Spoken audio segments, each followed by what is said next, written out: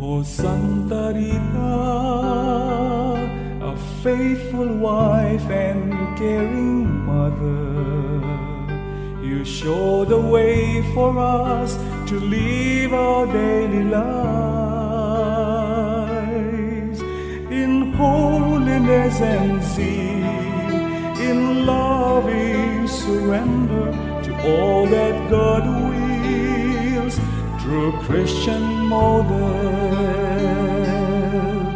We sing with joy through Santa Rita's praises. To God our loving hearts we raise, till all our days be filled with God's wonders. Such rose in Rita's hands, blossoms in every season.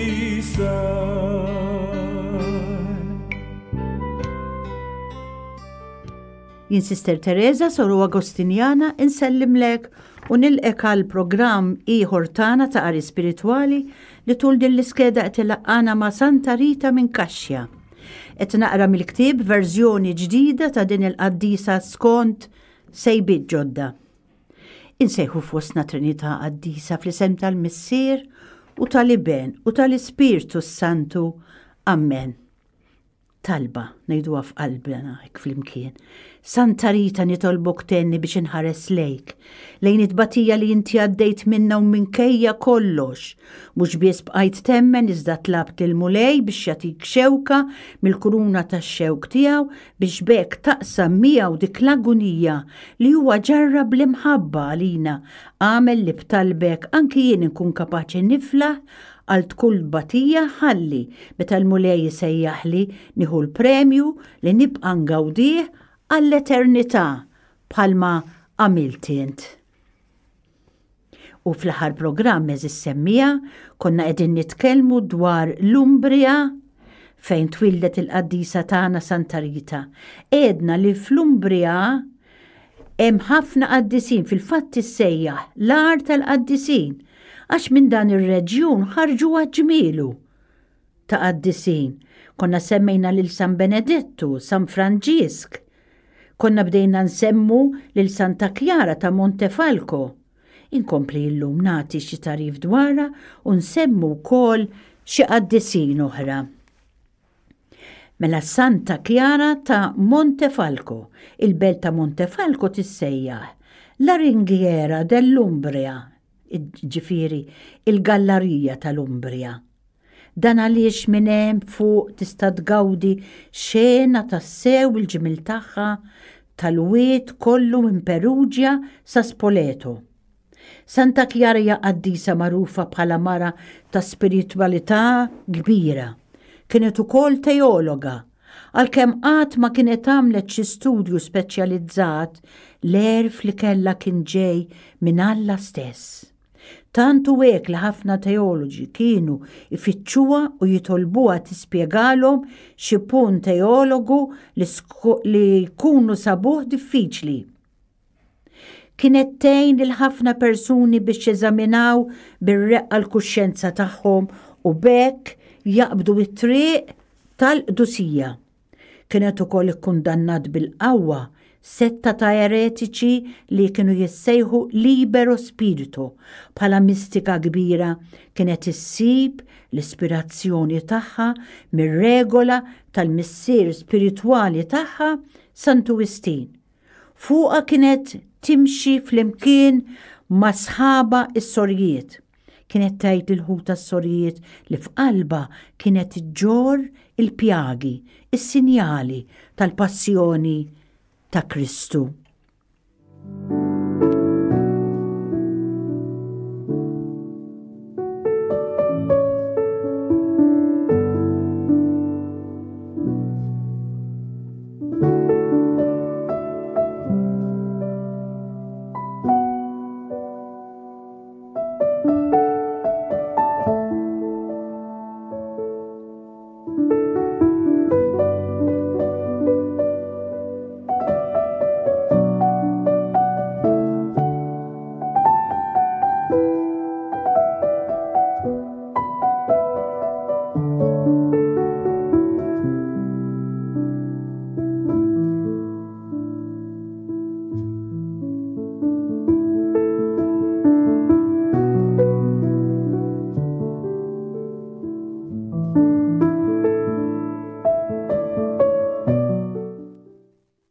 Kitseb ieħor is-semmija kbir Agostinjan li żgur ma jagħmilx għajb li Santa Chiara u bla dubju tal-Beato Simone Fidati ta' Kaxxja.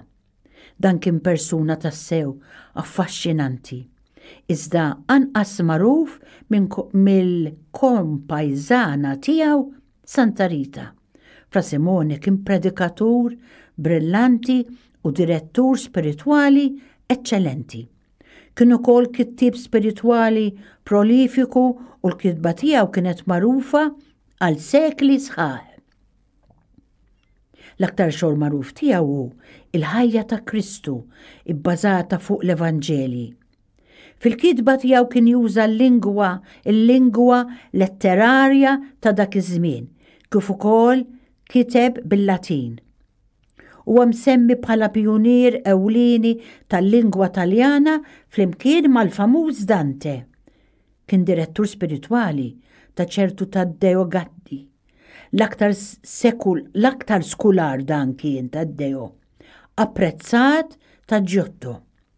Dan huwa punt importanti għax xurina ċar il-karattru tal-ispiritwalità tal-Umbria, kif l-arti irnexxiela taqgħat dak li huwa uman mar-reliġjon.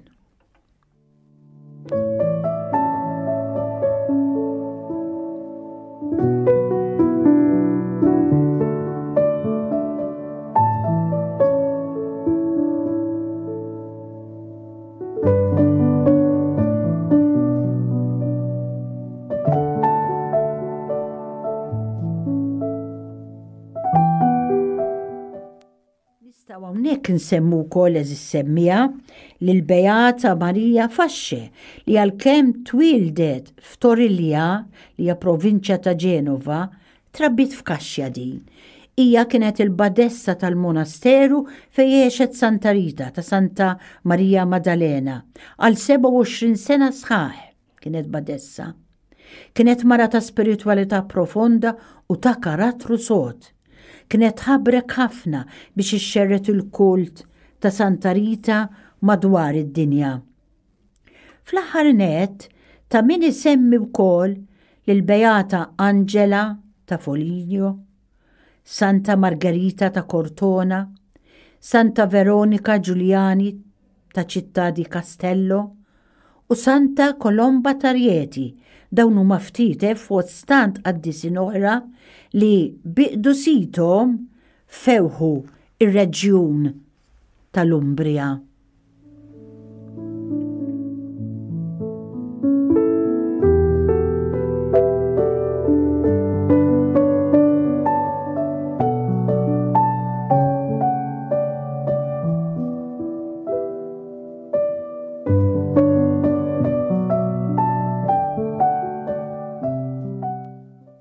Ekku nitkellmu issa fuq l-Umbria u l-arti.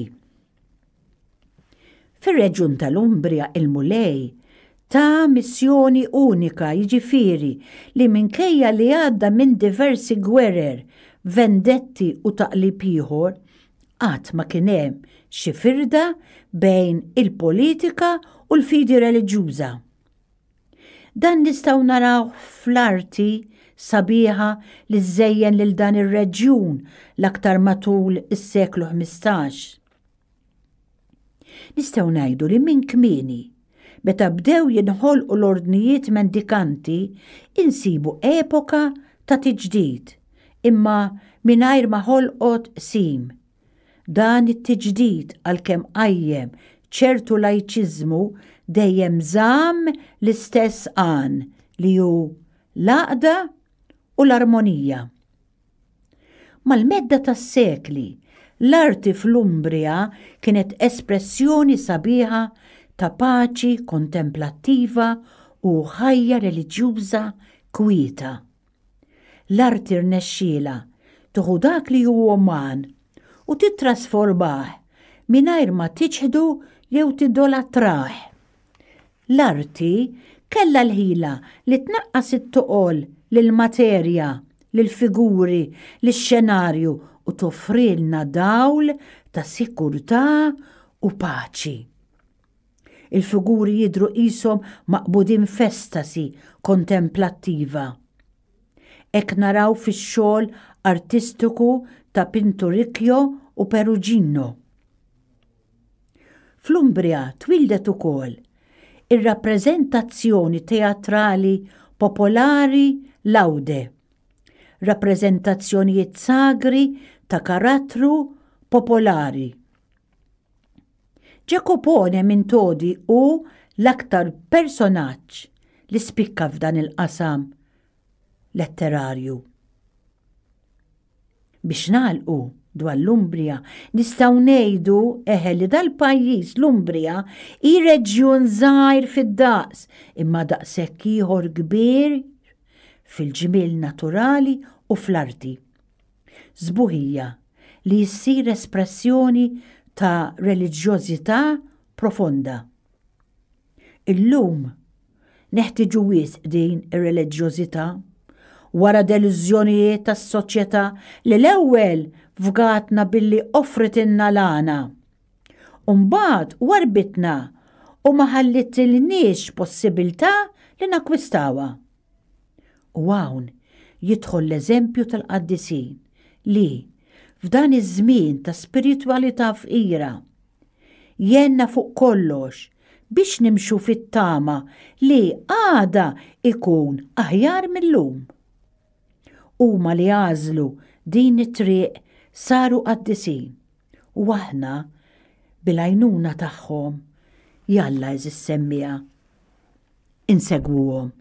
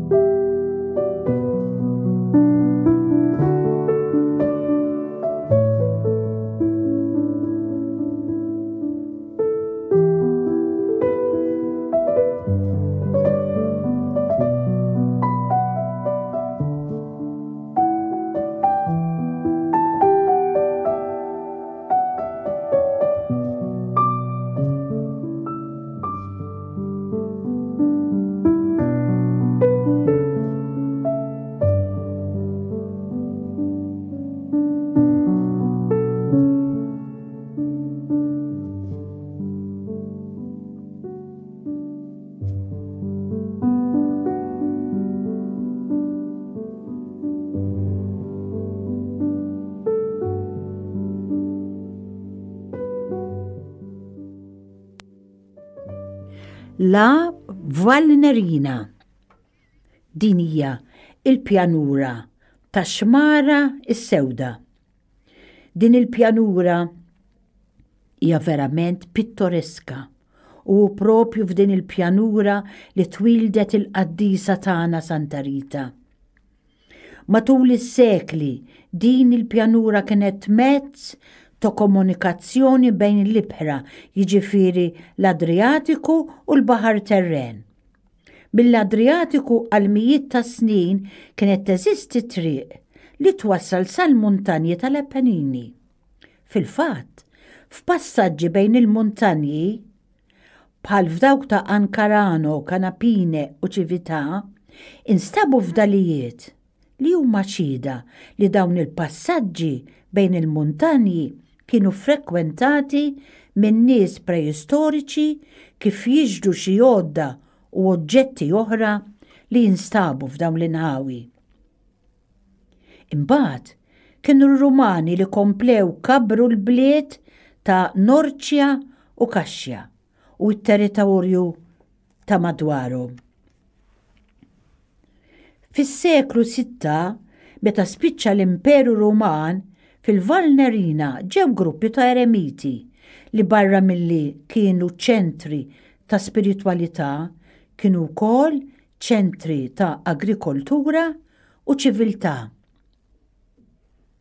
Skont l-leġenda wara l-persekuzzjoni qalila tal-Imperatur Atanasju wieħed fl-491 sal-518 madwar 300 Sirjan ġew hawn mill-Antjokja u stabbilew ruħhom flimkien mal-familji tagħhom. Huma kienu jemmnu fit-tagħlim ta' San Basilju ta' Kappadoċja. Ek beda x-xogħol ta' Mauro u Felice fil-wiet ta' Xmara Sewda, dik li għadna Valnerina. Storika żgur hija il-preżenza ta' Spes u Eutuzio, fundaturi dawn ta' kunventi fil-wiet ta' Kastorjana. Aktar tard insibu tali ċerti eremitaġġi bil-mod il-mod bdew iħadnu ir-regola ta' San Benedettu u dawn imbidlu f'abazziji, jiġifieri monasteri ta' importanza kbira. Il-Longobardi sabu fihom forza biex jorganizzaw ruhom politikament. Tantu hekk li Farwaldo li kien duka fis-snin 703 sa 720 kien promotur ewlieni tar-restawr fl-abazziji ta' Farfa u Ferentillo.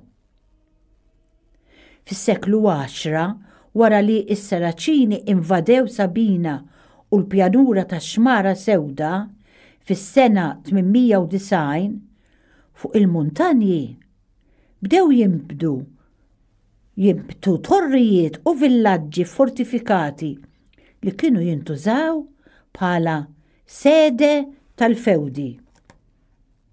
Beda għal daqstant żmien twil ta' bini ta' ħafna kastelli, sinjal ta' poter li kompla sal-400 ta' 400. Fit-tieni nofs tas-seklu 12 dan il-territorju għadda taħt il-ġurisdizzjoni tal-Papa. U hawn naraw lil Norċja u Kaxxja jikbru sew bħala bliet ukoll fl-importanza tagħhom.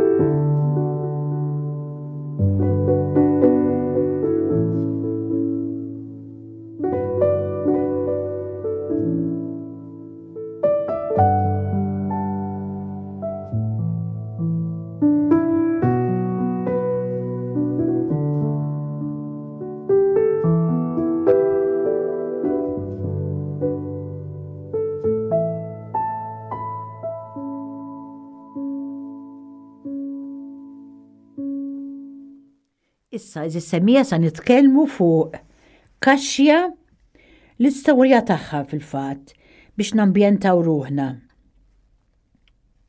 Dwar il-bidu ta' Kaxxja sallum il-ġurnata għatem ħafna dubji. Xi wħud huma tal-fema li l-bidu tagħha jmur lura lejn il-perjodiku Repubblikan ta' Ruma. L-isem Kaxxja der għall-ewwel darba fis-sena 553 wara Kristu, meta kienet okkupata minn Narsete. Minn post bidjar u vilel bla sistema ta' difiża fis-seklu 12 saret belt iffortifikata, mhux biss grazzi għal xi patrijiet u abitanti li xtaquha tkun protetta, imma wkoll għal raġunijiet soċjo-ekonomiċi. L-iżvilupp urban ta' din il-belt beda minn fuq l-olja, fejn sallum għadek tista' tara ħiel tar-rokka u fejn kien hemm il-knisja dedikata lil San Ġwan Battista li kienet fidejn il-patrijiet Agostinjani. Dan l-iżvilupp baqa' nieżel mal-olja forma ta' nofs ċirku. L-aċċess għall-belt kien minn 7 bibien, waqt li fuq 3 naħat insibu protezzjoni naturali billi kien hemm parti mixmara Korno, il-foss ta' Kukkaro kif ukoll Gandot artifiċjali fil-majestral. Mis-sena 1198 din il-belt kella relazzjoni mal-papat permezz tad-duka ta' Spoleto. Relazzjoni li mhux dejjem kienet faċli, peress li l-komune huwa bħal kunsill lokali kif nafuhom aħna. Xtaq li jikseb awtonomija. Mhux biss Ruma kellha għajnejha fuq din il-belt, imma kienu saru wkoll tentattivi mill-Imperatur Federiku II fis-sena 1244 biex jaħkem fuq Kaċċja. Minn dawn iż-żewġ poteri mbagħad twildu żewġ partiti li jissejħu il-Gulfi u l-Gabarlini. Min iżomm mal-Papa u min mal-Imperatur. Dawn iż-żewġ forzi ta' sikwiet kienu kaġun ta' ħafna nkwiet fil-belt ta' Kaxxja. Peress li kienu jużaw l-armi kontra xulxin tant li ħallew ħafna vittmi biex ma nsemmix straġi sħiħa u ħruq ukoll. Dan l-inkwiet baqa' għaddej għal sekli sħaħ tant li fi żmien Santa Rita kienu għadhom jiġġieldu bejniethom. Iżda dan il-ġlied ma kienx għadu biex jiddefendu lil Papa jew l-Imperatur, iżda pjuttost kellhom ġlieda għal poter fuq min sa jigverna Kaxxja. Din il-belt kienet tiftaħar bl-ekonomija soda f'ħafna oqsma tas-soċjetà. Fija kienu jgħixu nies nobli u aristokratiċi, benestanti u nies tas-sena fl-artiġjanat. Kien hemm ħafna kummerċjanti, bdiewa, proprjetarji u nies li kienu jaqilgħu salarju tajjeb. Dawk tal-ewwel żewġ faxex kienu jmexxu kollox u jistaħbew wara l-isem ta' Gulfi jew Ghibellini. Kienu jintaxxaw lil dawk aktar l-isfel minnhom biex bekk ikollhom mezzi biżżejjed tal-gwerer ta' bejniethom biex xirbħu it-tmexxija tal-belt. Dan kien l-ambjent li fih twildet u weċet il-qaddisa tagħna Rita. Dan ma kienx biżżejjed, kien hemm pika sfrenata bejn il-klassijiet soċjali li ħin kollu jiġġieldu bejniethom dwar problemi ekonomiċi, interessi personali jew fastidji.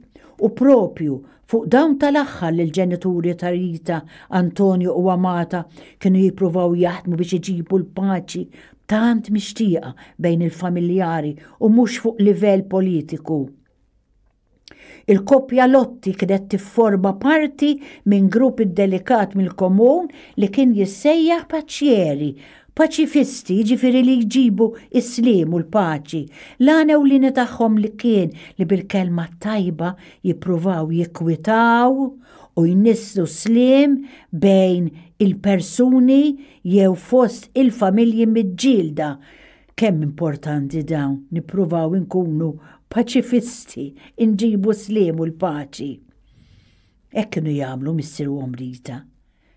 Iġibu il-paċi u slim bejn persuni jew fost il-familji miġġielda. Bekk jiġu evitati attakki violenti u vendetti politiċi. Nifqu hawn illum is-semmija. Nsellimlek u nirringrazzjak li kont miegħi għal dan il-programm.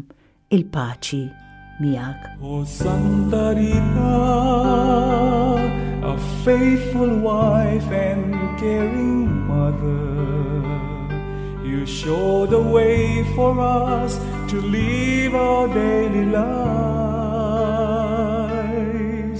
in holiness and zeal, in loving surrender to all that God wills through Christian model. We sing with joy through Santa Rita's praises. To God our loving hearts we raise, till all our days be filled with God's wonders. Such rose in Rita's hands, blossoms in every season.